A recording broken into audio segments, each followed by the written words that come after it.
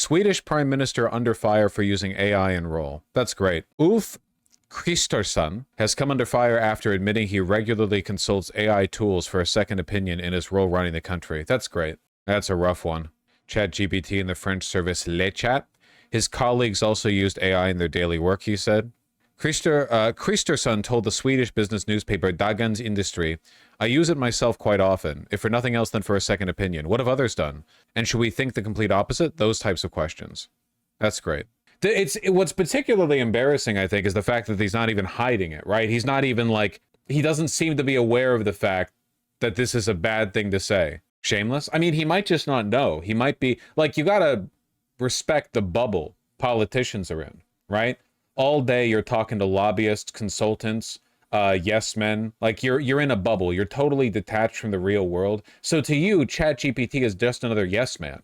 You know? It's not that meaningfully different. In fact, like realistically, ChatGPT is probably going to give him better yes man answers than he would get from any one of the sycophants who follow him around. I know literally nothing of Swedish politics. All I know is that they're really, really, really afraid of like Somali people or something. Lots of my tech industry colleagues are in the GPT bubble. It's depressing. Yeah, because the tech industry and the political machine both are full of people who have no souls. They have no, they're spiritually dead. They're detached from human engagement, you know? They don't understand what they're doing. Yeah, but those watches, you're thinking of Swiss people, not Swedish people.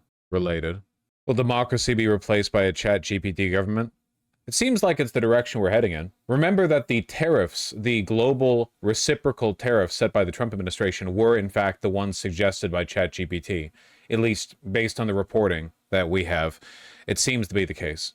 Authoritarians love ChatGPT because it helps them do what they want most, which is to avoid culpability. You know, they want, it's why Israel is obsessed with promoting their sophisticated AI drone missile targeting system. They want to remove human culpability from the equation. You can't hold an algorithm accountable for the crimes it commits. We really need to just have like across the board, we need to have across the board legislation that makes it so that if you submit any document that ChatGPT created, you as the submitter are responsible for its contents. Like you need to like take legal culpability over, and this is largely already the case. The problem is just that it's not getting, it's not getting treated that way, right? We already have lawyers who are filing briefs that make no sense because they're referencing cases that don't exist. Judges apparently have done the same in multiple cases. You know, and there are going to be engineers submitting ChatGPT floor plans that with like faulty you know, like support structures or insufficient support on higher floors or whatever. Like there are going to be people who are going to try to skip work, but at the end of the day, like the only thing you can do is plant your feet down and say, okay, well, we'll just make you responsible for this then in its entirety. I'm in CS and I feel like my whole career is going to be fixing all the AI slop for 20 years. You mean all the like vibe coders?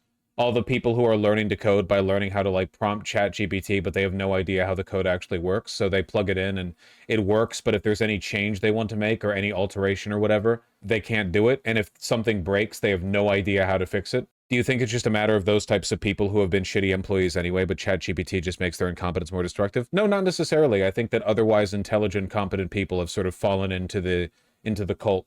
The problem is nobody believes in anything anymore. Nobody wants to read to be a good reader. Nobody wants to code to be a good coder. People think of jobs as things that you do to make money, and if you can find a way to skip the work and do it easy, then people will do it. This is not helped by the fact that corporations themselves are pressing this mentality into people. Tech companies all across the world are saying, you need to learn how to more effectively incorporate ChatGPT into your workflow programs in order to optimize and synergize your efforts. Like, they're making the process worse. So it's not like it's not being done with the encouragement of the companies that are suffering as a consequence of this worse work. Productivity for its own sake. Well, this is what happens when so many companies are like succeed or fail based on valuation and not on any actual production. I had to do a ChatGPT interview for a job yesterday.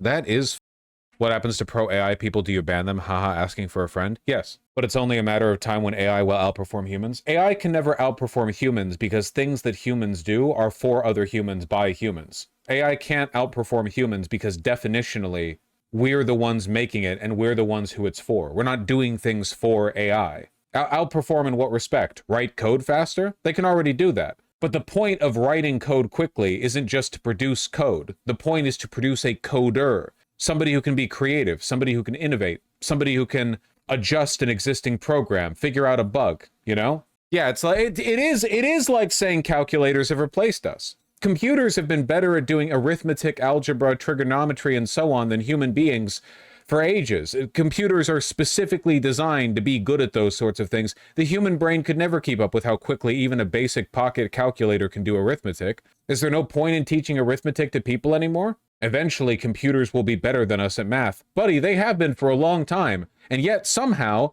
the leading mathematicians are still people working on, you know, social, theoretical concept. They're out there making up imaginary numbers. AI could have never made an imaginary number. The square root of -1, AI could have never done that, okay? It takes existing information and it grinds it up in a big blender and it produces things based on your prompt. But you could never ask ChatGPT in a world where an imaginary number had never been created. You could never ask ChatGPT, hey, can you produce like a mathematical construct that could theoretically explain or solve for these things? And then it would be like, yes, well, the square root of -1 theoretically would, like, it won't happen. It doesn't have the creativity. It can't do it. It don't got the sauce. There's no reason to assume that it will. The way these LLMs work is that they just churn up existing information and regurgitate it. They're not creative. They can't be creative. Creativity isn't even a thing they're capable of. I mean, if you make like an actual sentient computer, that's another thing, but that's not what we're talking about. One of the things people don't get about technical innovation, that it's always driven by people wanting something. Mathematicians come up with imaginary numbers because they really, really wanted to solve certain problems that couldn't be solved only with real numbers. Yeah, exactly. They don't have like drive, you know? It takes drive, it takes creativity. AI produces slop because that's the only thing it can produce. It takes something that already exists and it blends it and homogenizes it and regurgitates it in a form that is most comfortable and convenient to the person asking for the prompt. Anyway, Sweden or something, whatever we were talking about. Mathematicians actually have to be really creative to come up with solutions to mathematical problems. Yeah, I don't know. Again, it's the problem we're having with literacy. It's the problem we're having with everything everywhere, all at once, which is that nobody believes in anything. Nobody believes that anything can be created. Nobody believes that anything should be created. Nobody believes in art or communication. People don't talk to their neighbors. People don't talk to their loved ones. Nobody reads. Nobody learns. Everyone just sees the economy as a grift spiral where you just want to grind and get ahead so you can retire at 35 with, you know, your paycheck, your retirement. You know, you've got enough off the interest or whatever. They don't have an interest in solving society's problems. They have an interest in, you know, running a Kickstarter into the ground or getting like a fat IPO and then jumping off with a golden parachute. People don't believe in things anymore. Nobody does it for the love of the game anymore.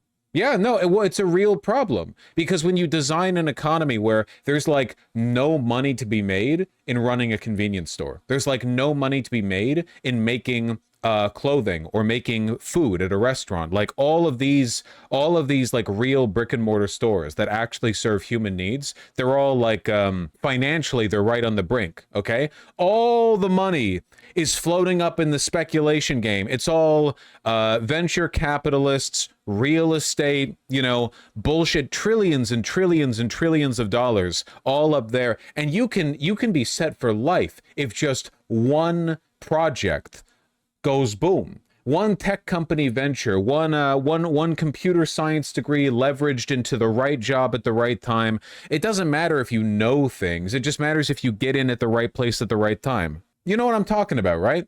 How do we solve this? Annihilate speculation, I suppose. Have it so that money, annihilate quantitative easing, annihilate debt. Have it so that money circulates in the real economy rather than in the fake speculative economy. Mixed monetary theory stream incoming. No, MMT is worse. Like the MMT fails to address these problems at all. The MMT people want more quantitative easing. They want more. No. This is the opposite, man. They're the f***ing enemy.